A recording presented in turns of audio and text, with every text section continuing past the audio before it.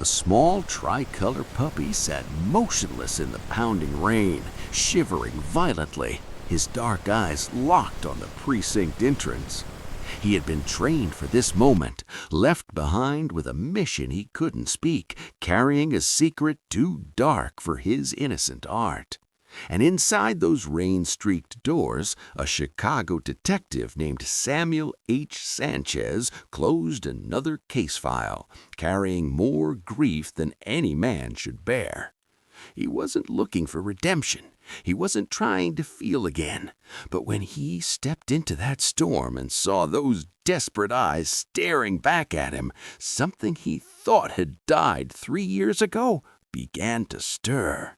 The father, the protector, the man who once fought for the innocent came flickering back to life. What happened next would lead to the most important rescue of his career and the rescue of his own shattered soul. Before we begin, tell me, where are you watching from? Drop your city in the comments below. The October rain had arrived without mercy that evening, hammering down on Chicago's South Side like nature's judgment on a city that had seen too much. The streets outside the 14th precinct glistened black beneath the sodium lights, reflecting the kind of darkness that soaked deeper than water ever could. The air carried that metallic scent of wet asphalt and decay, the kind that clung to your clothes and reminded you that nothing in this city stayed clean for long. Detective Samuel Sanchez pushed through the precinct doors at 8:47 p.m., his worn leather jacket pulled tight against the cold. At 47, he moved like a man decades older, his shoulders permanently hunched under the weight of 3 years' worth of unanswered prayers. The gray in his hair had spread like frost since the night his daughter died, and his eyes, once sharp and burning with purpose, now held nothing but the mechanical efficiency of a man going through the motions. He should have been home hours ago. But home was just an empty apartment filled with Maya's untouched bedroom and memories that cut like broken glass. So he stayed late, always stayed late, because at least here, surrounded by other people's tragedies, he didn't have to face his own. The October rain intensified as he stepped onto the sidewalk, droplets exploding against the concrete like tiny accusations. Samuel pulled up his collar and began the 6-block walk to the L train, his mind already running through tomorrow's cases with the same numb detachment he brought to everything now. That's when he saw him, sitting perfectly still beside the overflowing dumpster in the alley between the precinct and O'Malley's bar. A small tricolor puppy stared directly at Samuel with eyes that seemed to hold entire conversations. Tricolor fur plastered to his tiny body, shivering so hard his whole frame shook. But he didn't move, didn't whimper, just watched. And for the first time in 3 years, Detective Samuel Sanchez stopped walking. The rain came down in sheets that Tuesday evening, turning the Chicago streets into rivers of gray. Detective Samuel Sanchez pushed through the glass doors of the 14th precinct at exactly 6:47 p.m., the same time he left every night, his leather jacket pulled tight against the cold. Another day of paperwork, another day of existing without living, another day of going through motions that had stopped meaning anything 3 years ago. He noticed the puppy immediately, small, tricolor, black, brown, and white, soaking wet and shivering on the sidewalk. But it was the eyes that caught him, dark, intelligent eyes that held something he couldn't name. Sorrow, maybe, or purpose. The puppy sat perfectly still despite the rain, staring at Samuel with an intensity that felt almost human. Samuel looked away and kept walking. He'd learned not to look too closely at anything these days. Looking led to feeling, and feeling led to remembering, and remembering led to that night 3 years ago when he'd worked late on a case while his 12-year-old daughter, Maya, walked home alone from soccer practice. The drunk driver had run a red light at Madison and Clark. Maya died before the ambulance arrived. The driver was never found. The puppy followed. Samuel heard the soft padding of paws on wet pavement behind him, quick and determined. He walked faster. The puppy matched his pace. 6 blocks through the rain, past the bodega where he brought coffee every morning, past the park where he used to push Maya on the swings, past the intersection where his world had ended. The puppy never fell behind, never made a sound, just followed with that same unwavering focus. Finally, Samuel stopped under a flickering streetlight and turned around. "I got nothing for you, dog." His voice came out rougher than he intended. "Go home. Find someone else." The puppy sat down in a puddle, water soaking through its matted fur, and tilted its head. Then it howled. Not a bark, not a whimper, a howl so mournful and desperate it seemed to tear through the rain itself. The sound hit Samuel in the chest like a fist, cracking something he'd kept carefully locked away. It was the sound of loss, of loneliness, of a creature that had seen darkness and refused to give up anyway. Samuel's hands trembled as he reached into his jacket pocket and pulled out the turkey sandwich he'd forgotten to eat at lunch. He unwrapped it slowly and placed it on the ground between them. "Here, take it and go." The puppy approached cautiously, took the sandwich gently in its mouth, and ate without taking its eyes off Samuel. When it finished, it didn't leave. Instead, it walked forward and pressed its cold, wet nose against Samuel's hand. Then it licked him once, twice, 3 times, small gestures of trust that felt like forgiveness. Samuel knelt down in the rain, and for the first time in 3 years, he felt something besides numbness. The puppy leaned against his knee, still shivering, still staring up at him with those impossibly knowing eyes. "What do you want from me?" Samuel whispered. The puppy's tail wagged once, just once, like it was saying, "Everything. I want everything, and I'm not leaving until you understand why." Samuel didn't sleep that night. He'd left the puppy outside his building with a bowl of water and an old blanket, telling himself it would be gone by morning. But when he opened his apartment door at 5:43 a.m., the puppy was sitting on the top step, perfectly still, watching the door like it had been waiting for hours, which Samuel realized with an uncomfortable tightness in his chest. It probably had been. "You're persistent, I'll give you that," Samuel muttered, stepping over the puppy and heading toward his car. The puppy followed, trotting alongside him like they'd made some kind of agreement Samuel didn't remember signing. By the time he reached the precinct, Detective Rosa Martinez was already there, coffee in hand, eyebrow raised at the small tricolor shadow glued to Samuel's heels. Rosa had been his partner for 8 years, long enough to know when something was off, long enough to remember what Samuel had been like before Maya died. "You get a dog?" she asked, crouching down. The puppy approached her cautiously, sniffed her hand, then returned immediately to Samuel's side. "No, he got me, apparently." Samuel tried to sound annoyed, but Rosa was already studying the puppy with that sharp, analytical gaze she used on witnesses. "That dog's got purpose," she said quietly. "Look at his eyes. He's not lost. He's on a mission." Samuel wanted to dismiss it, but he couldn't. By mid-morning, he'd made the decision. "I'm taking him to animal care. He needs a real home." Chicago Animal Care and Control was a 20-minute drive.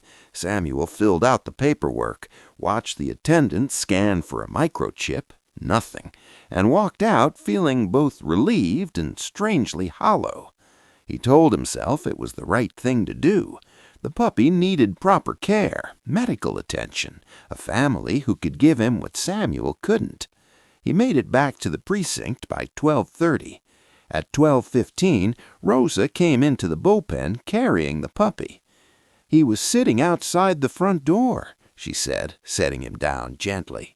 "Attendant called, said he chewed through a locked kennel, squeezed through a window they swore was too small, and somehow made it 3 miles across the city." Samuel stared at the puppy. The puppy stared back, tail wagging slowly, like it was saying, "I told you, I'm not leaving." That afternoon, Samuel started researching. Tricolor beagle mix, maybe some terrier. Young, probably 8 or 9 months old. No collar, no identification, no reports of missing dogs matching his description. A ghost dog with a mission nobody understood. But it was the behavior that unsettled Samuel most. The puppy would walk to specific street corners and stop, ears perked, staring at nothing.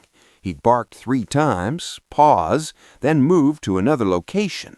Always deliberate, always purposeful, like he was marking waypoints on an invisible map. Against every instinct that told him to stop caring, Samuel followed. Zeus, Samuel had started calling him that, though he couldn't say why, led him through 6 blocks of industrial district, past warehouses with broken windows and chain-link fences, until they reached an abandoned factory with a rusted sign, Meridian Textiles. The building loomed against the gray sky, silent and dark. Samuel approached carefully, hand instinctively moving toward his service weapon. He checked the perimeter. No signs of forced entry, no fresh tire tracks, nothing. But something felt wrong.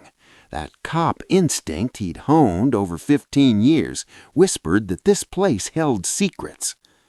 Zeus whimpered, low and anxious, and began pawing at the ground near a side entrance, digging, desperate, like he was trying to claw his way through concrete.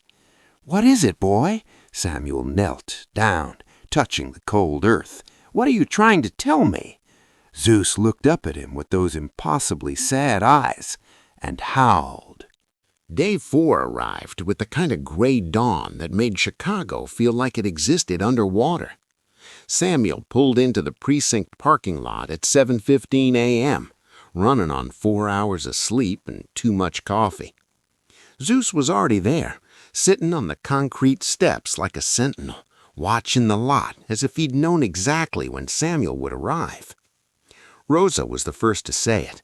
She stood beside Samuel's desk, arms crossed, watching Zeus curl up beneath his chair like he'd claimed the space as his own.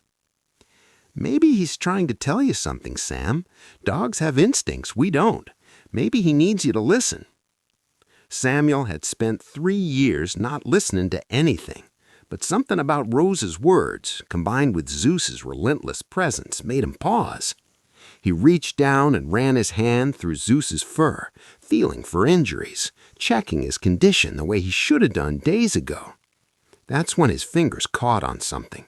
Hidden beneath the thick fur around Zeus's neck, pressed flat against his skin, was a collar.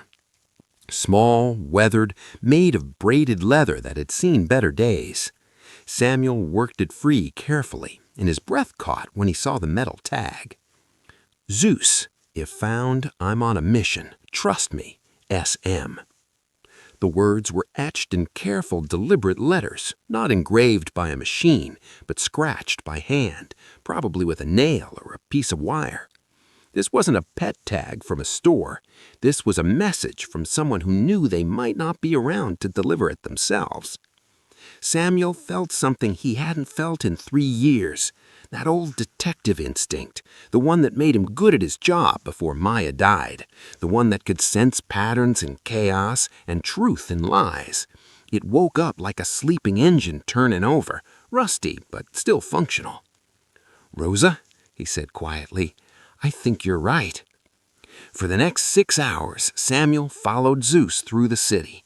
The puppy moved with purpose, leading him to 3 distinct locations.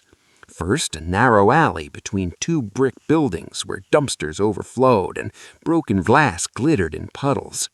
Zeus stopped, sniffed the ground, and barked twice. Samuel searched carefully, his trained eyes spanning every detail. Tucked behind a rusted drain pipe, he found it. A pink hair ribbon, silk, recently dropped, not weathered, not old, fresh.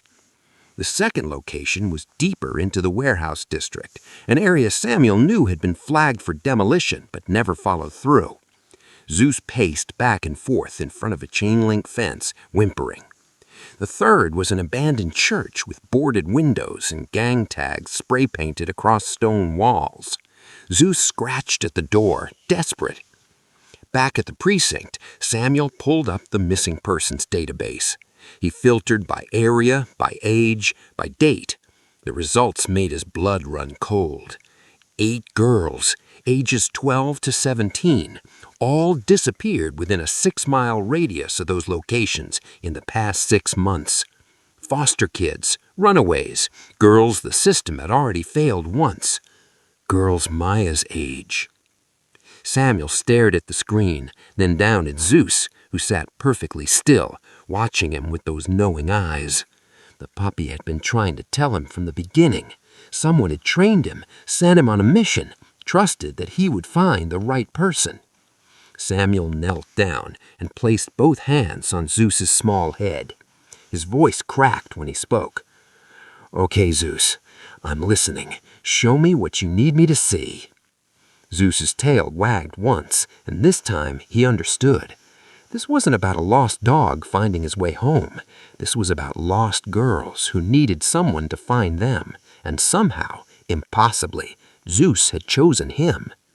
Lieutenant Marcus Webb sat behind his desk with the expression of a man who'd heard every excuse and believed none of them. Samuel stood across from him, Zeus at his feet, trying to explain why he needed resources for an investigation that sounded insane even to his own ears.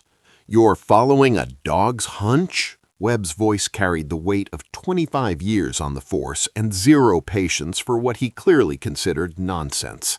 "Sanchez, I've given you space since Maya. God knows you've earned it. But this? 8 missing girls with no connected evidence, and your lead is a stray mutt? He's not a stray. He's trained. Someone sent him to find help." Samuel heard the desperation creeping into his voice and hated it. "The collar, the locations, the pattern. There is no pattern. These girls are runaways, foster care casualties. Sad, but not connected." Webb stood, signaling the end of the conversation. "Take some time off, get rid of the dog, come back when you're thinking straight." Rosa found Samuel in the parking lot an hour later, sitting on the hood of his car with Zeus pressed against his side. She didn't say anything, just handed him a folder thick with reports. "I pulled every case file," she said quietly. "Webb's wrong. They're all vulnerable. Foster care, group homes, girls with no family looking for them. Someone's targeting them specifically. This is deliberate, Sam." Over the next 3 days, Zeus's behavior intensified. He paced Samuel's apartment at night, whining at the door. During the day, he pulled so hard on the leash toward the warehouse district that Samuel's arm ached. The puppy knew something Samuel didn't, and time was running out. On the 4th night, Samuel made a decision. He loaded Zeus into his unmarked sedan, grabbed 2 thermoses of coffee, and drove to the warehouse district. He parked in the shadows across from Warehouse 17, the building Zeus had fixated on most intensely, and settled in to wait. The hours crawled by. Midnight came and went. Samuel found himself talking, the words spilling out before he could stop them. "She would have loved you, you know, Maya. She was always bringing home strays, birds with broken wings, cats from the alley. She had this way of seeing the broken things nobody else noticed." Zeus shifted, resting his head on Samuel's lap. The weight of it, the warmth, the simple act of trust, it cracked something open inside Samuel. For the first time in 3 years, he felt warmth that didn't hurt, connection that didn't terrify him. "I couldn't save her," Samuel whispered, running his hand along Zeus's back. "But maybe I can save them if you show me how." At 2:17 a.m., headlights cut through the darkness. 2 trucks, unmarked, rolled up to Warehouse 17's loading dock. Samuel grabbed his camera, zooming in as figures emerged. 3 men moving with practiced efficiency. Loading dock doors opened from inside. Boxes transferred quickly. The whole operation took 18 minutes. Samuel's blood turned to ice when the 3rd man stepped into the light. Officer Derek Hayes, 14-year veteran, Samuel's own precinct, same guy who'd brought donuts to Maya's memorial service and told Samuel to take all the time he needed. Zeus growled low, the first aggressive sound Samuel had heard from him. Samuel sat frozen, watching the trucks disappear into the night, understanding blooming like poison in his gut. "It goes deeper than I thought," Samuel said quietly. "But that means we have to be smarter. We have to be sure." Zeus licked his hand once. Samuel took it as agreement. The real investigation was just beginning. Samuel met Rosa in a diner 3 miles from the precinct, somewhere no cops from the 14th ever went. Zeus lay under the table between them, calm but alert. Rosa slid a manila folder across the worn formica without a word. "Hayes isn't alone," she said quietly. "I ran financials on everyone who works Warehouse District Patrol. 4 officers. All showing unexplained cash deposits over the past 8 months. Different amounts, different banks, but the pattern's there. Someone's paying them to look the other way." Samuel's jaw tightened. "We can't trust anyone in the department." "No," Rosa agreed, "we can't. But we need proof before we move. Real proof. The kind that can't be buried or explained away."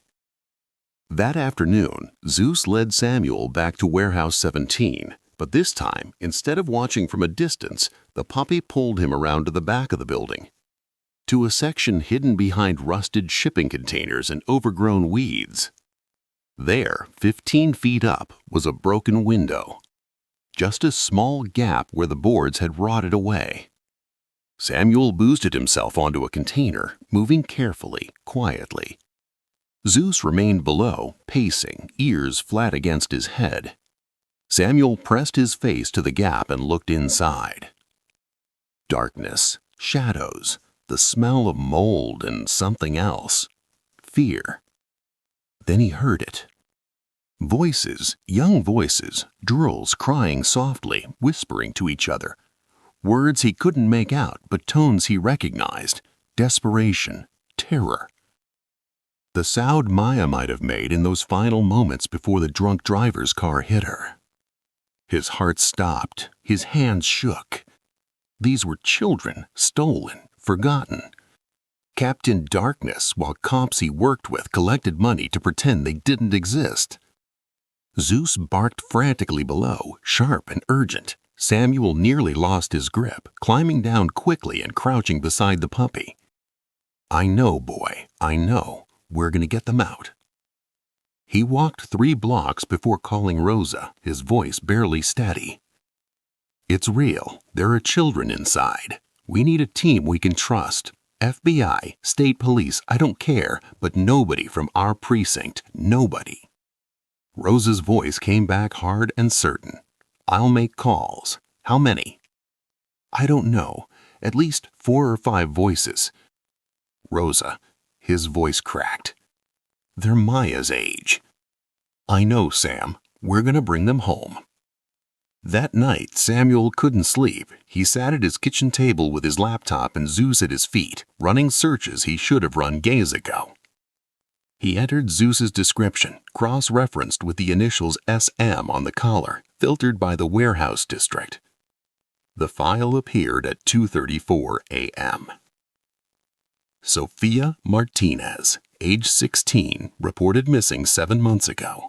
Body recovered 3 weeks ago from the Chicago River. Cause of death, blunt force trauma, evidence of prolonged captivity. Next of kin, Carmen Martinez, mother. Samuel clicks deeper. Witness statements. A girl from Sophia's group home had been interviewed. The words were buried on page 7 of the report. Sophia kept talking about her dog. She said she was training him to finish her mission. She said if she didn't make it out, Zeus would find someone who could help. She said he was smart enough. I thought she was just talking crazy because of what they did to her. Samuel's vision blurred. He looked down at Zeus, who stared back with those impossibly sad, impossibly knowing eyes. She knew, Samuel whispered, tears streaming down his face for the first time since Maya's funeral. She knew she was dying and she trained you to save them. A 26-year-old girl, tortured and broken, and she spent her last days making sure someone else would be saved. Zeus placed his paw on Samuel's knee. She was a child, Samuel choked out. She should have been worrying about homework and prom, and instead she was training you because she knew nobody was coming for her. He pulled Zeus close, buried his face in the puppy's fur, and finally let himself break. For Maya, for Sophia, for every broken thing in this world that deserved better. When he could breathe again, Samuel looked Zeus in the eyes. Tomorrow, we finish her mission. I promise you, we finish what she started. Zeus licked his face once, and Samuel understood. It was Sophia's forgiveness, her blessing, her final gift to the world she'd been forced to leave. The raid would happen at dawn. They assembled in an abandoned fire station 6 blocks from Warehouse 17. Samuel, Rosa, FBI agent Marcus Cole, a man with silver hair and a reputation for taking down trafficking rings, and 12 state police officers who had no connection to the 14th precinct. No one Samuel couldn't trust, no one who might make a phone call that would get those girls killed. "Trucks arrive at 10 p.m., Samuel said, pointing to surveillance photos spread across a folding table. "That's when we move. They'll be distracted with the transfer. We hit them hard and fast."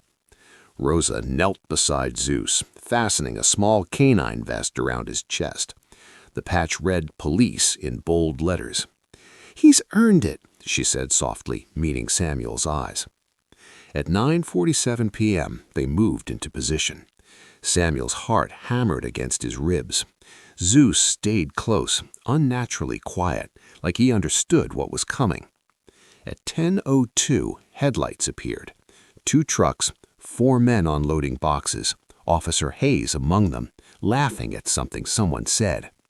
"Go," Cole ordered into his radio. The raid exploded into chaos. Floodlights, shouted commands. Armed traffickers emerged from the warehouse firing back, bullets sparking off concrete and metal. Samuel moved forward with his weapon raised, but Zeus bolted ahead, barking frantically, weaving through the gunfire like he was chasing a scent only he could detect. "Zeus!" Samuel ran after him, following the puppy around the side of the building to a loading dock. Zeus pawed at the ground, barking at what looked like solid concrete. Samuel dropped to his knees, running his hands across the surface. There, a seam, barely visible, a hidden door. He kicked it once, twice, 3 times. The lock gave way with a metallic shriek. The door swung open onto a staircase descending into darkness. Samuel pulled his flashlight and went down, Zeus charging ahead. The basement was a tomb, cold, damp. The beam of Samuel's flashlight swept across the space and landed on them. 8 girls, ages 12 to 17, chained to pipes along the wall, filthy, terrified, eyes wide with fear and desperate hope. Samuel saw Maya in every single face. "It's okay," he choked out, tears streaming down his cheeks. "You're safe now. I'm a police officer. We're getting you out." Footsteps thundered on the stairs behind him. 3 traffickers, weapons raised. Samuel spun, placing himself between the girls and the guns.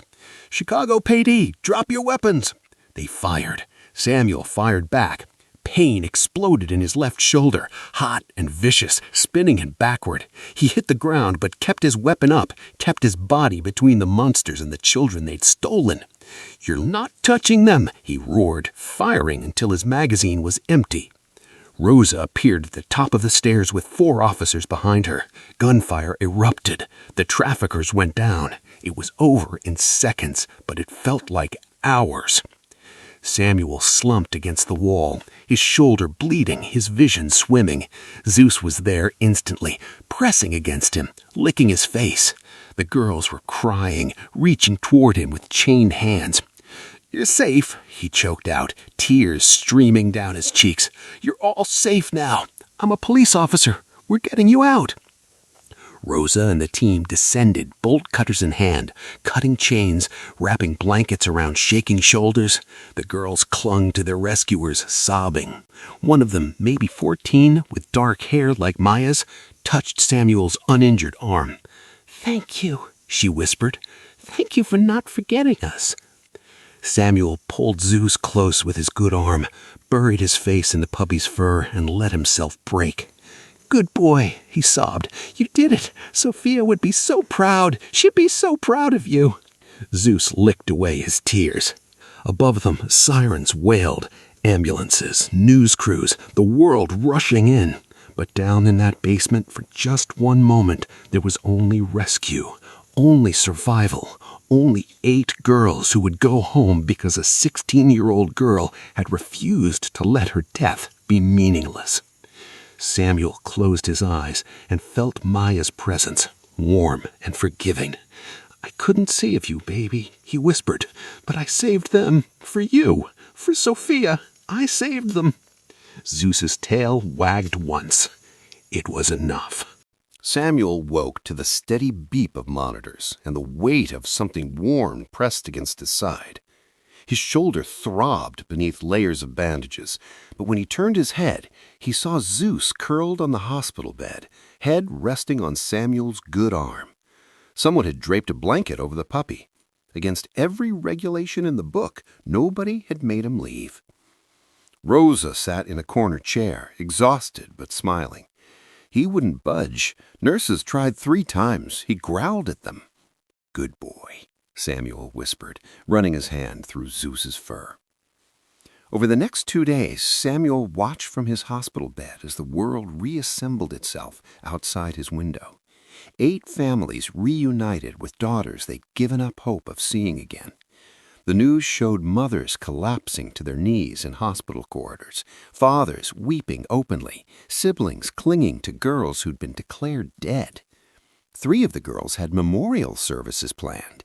Their gravestones would remain empty now.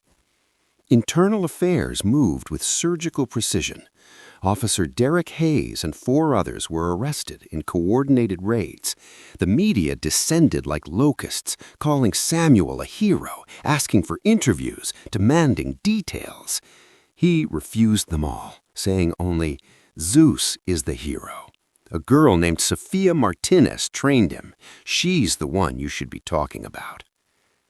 On the 3rd day, a woman appeared in his doorway. Small, perhaps 50, with gray-streaked black hair and Sophia's eyes. She held a worn notebook against her chest like it was made of glass. "Detective Sanchez?" Her voice trembled.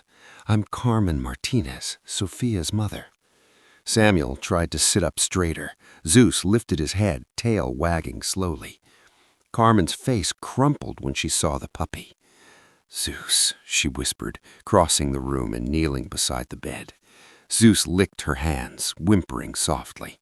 "Oh, baby, you did it. You finished her mission." Samuel's throat tightened. "Mrs. Martinez, I'm so sorry. I wish we'd found her in time." Carmen shook her head, tears streaming. "She knew she was dying. The last time I saw her, in the hospital, before—" Her voice broke. She could barely speak, but she kept talking about Zeus, about teaching him locations, commands, how to find help. I thought it was trauma, confusion. I didn't understand she was preparing him for this. She held out the notebook. She wanted me to give this to the detective Zeus would find. She believed in him. She believed in you." Samuel took the journal with shaking hands. The cover was decorated with stickers, teenage girl drawings. Inside, Sophia's handwriting filled the pages. He turned to the entry marked with a folded corner. "If you're reading this, Zeus found you. Please save them. I couldn't save myself, but maybe this way I save someone. I taught Zeus everything I could. He knows the places they took us. He knows where to look. Tell my mom I love her more than anything. Tell Zeus he's a good boy. And thank you for listening to a puppy when nobody else would listen to us." Samuel's vision blurred. His chest felt like it was breaking open. She was Maya's age. My daughter was 12 when I lost her. Sophia was 16. She should have had her whole life. Instead, she died making sure other girls would live. Carmen reached across and squeezed his hand. She'd want Zeus with someone who understands his mission, someone who won't let him forget what he accomplished, someone who knows what it means to lose a child and fight anyway. Samuel looked down at Zeus, who gazed back with those impossibly knowing eyes. The puppy had chosen him. Sophia had trained him to choose the right person, and somehow, across death and distance and darkness, a 16-year-old girl's final act of love had found exactly who it needed to find. "I'd be honored," Samuel said quietly, "if you'll let me adopt him officially." Carmen smiled through her tears. She'd like that. She'd like knowing Zeus found someone worth finding. That afternoon, Samuel signed the adoption papers. Zeus was officially his. A dog trained by a dying girl to save the world. A mission partner. A reason to keep fighting. A way forward through the grief. 3 months later, Samuel stood in the training yard at the Chicago Police Canine Academy, watching Zeus navigate an obstacle course with precision that defied his small size. His shoulder had healed, leaving only a scar he wore like a badge of honor. Zeus had healed too, growing stronger, more confident, transforming from a desperate puppy with a mission into a certified canine officer with a purpose. Their specialty was unique, human trafficking investigations. Zeus had demonstrated an ability that experts couldn't fully explain, an uncanny talent for detecting fear pheromones, the chemical signature of captivity and terror. In training scenarios, he could identify victims hidden behind walls, beneath floorboards, inside shipping containers. He never failed, not once. Samuel watched handlers take notes, watched Zeus work, and felt something he hadn't felt in years. Pride, hope, the sense that Maya's death, Sophia's sacrifice, and his own grief had somehow alchemized into something that could save lives. That evening, he sat across from the mayor and a room full of city officials, presenting a proposal he'd spent weeks refining. "The Maya Sanchez Foundation," he said, displaying the logo Rosa had designed, a silhouette of a dog with a child's handprint. "We partner rescue dogs from shelters with police departments, training them specifically for trafficking investigations. We give the dogs purpose. We give departments resources. We give missing children a chance." The room was silent for a moment. Then the mayor nodded. "How much funding do you need?" 2 weeks later, the foundation launched with city backing and private donations that poured in faster than Samuel could process. Rescue shelters across Chicago lined up to participate. Police departments from neighboring counties called asking to join the program. What had started as one puppy's impossible mission was becoming a movement. On a cold Saturday morning, Samuel drove to Resurrection Cemetery with Zeus beside him. They walked through rows of headstones until they reached the one marked Sophia Martinez, beloved daughter, age 16. Samuel knelt, placing fresh flowers against the stone. Zeus sat perfectly still, like he understood where they were.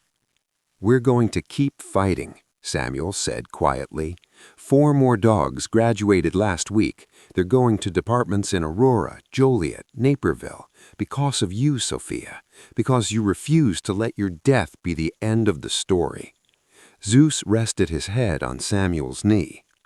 That afternoon, Rosa found Samuel in his office at the precinct, paperwork spread across his desk, Zeus asleep under the chair. She leaned against the doorframe, studying him with the analytical gaze of someone who'd known him for 8 years. "You're different," she said finally. "You're alive again." Samuel looked up, and for the first time in 3 years, he smiled genuinely. Not the tight, professional smile he'd worn like armor, but something real, something that reached his eyes. "I think I finally understand that grief and purpose can coexist. I'll always miss Maya. I'll always carry that, but I can honor her memory by fighting for kids who still have a chance." "She'd be proud of you," Rosa said softly. "I hope so."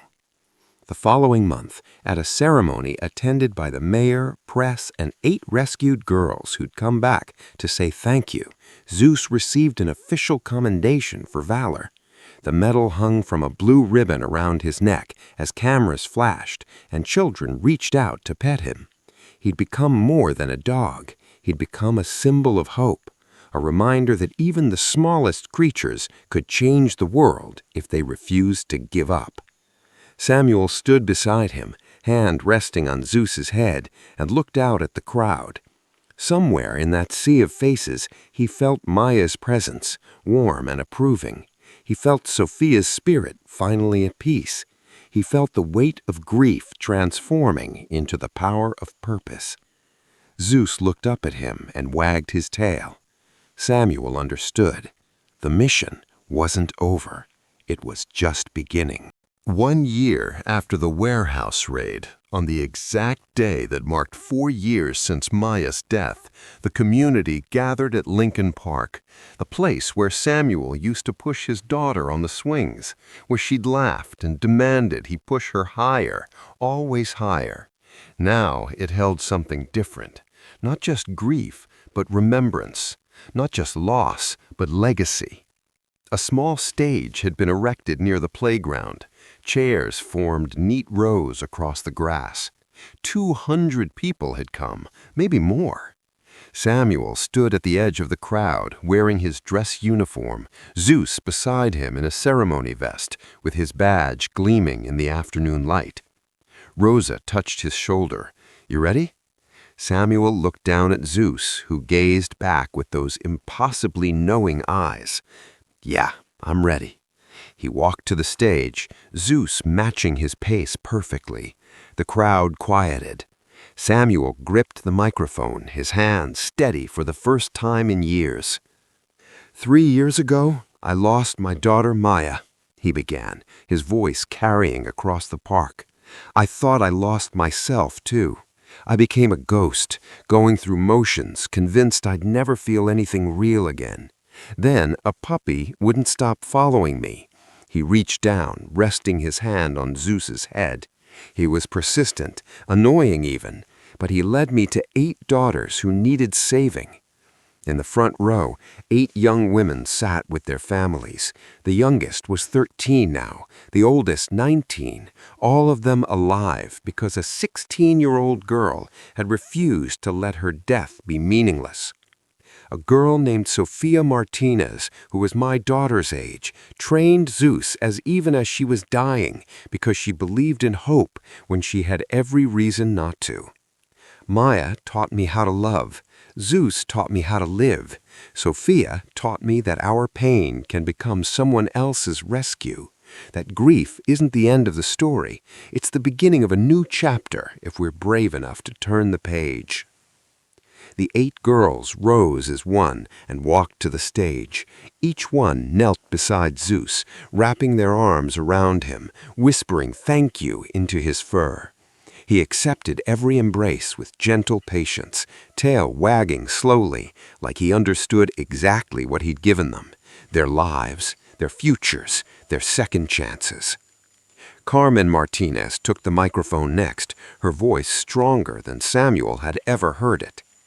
My daughter Sophia's mission continues through Zeus and through all of you. She believed one small act could change the world. She was right. Rosa stepped forward with a banner displaying the Foundation's first-year results. 15 rescue dogs now working trafficking cases across Illinois, 12 successful rescues, 43 children brought home. Numbers that represented lives, families, futures that would have been stolen without Sophia's impossible gift.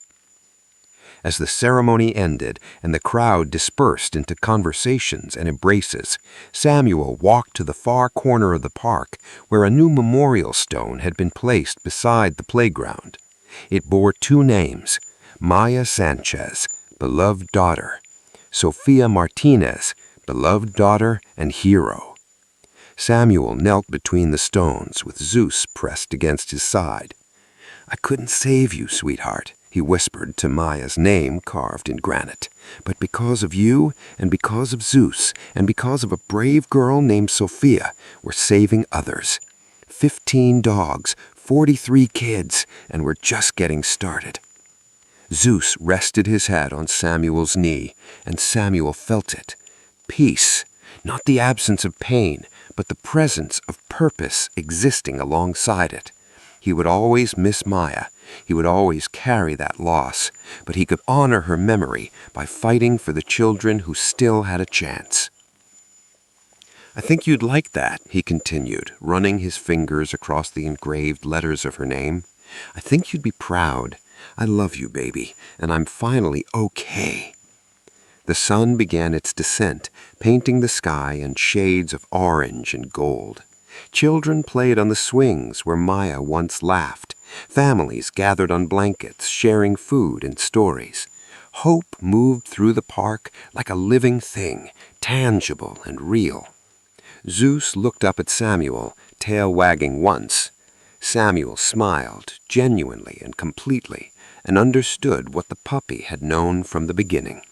Sometimes healing doesn't mean forgetting.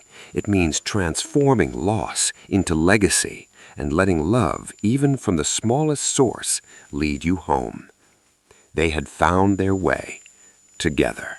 If you love stories like this, don't forget to like and subscribe. Till next time, always remember that there is a hero in every dog.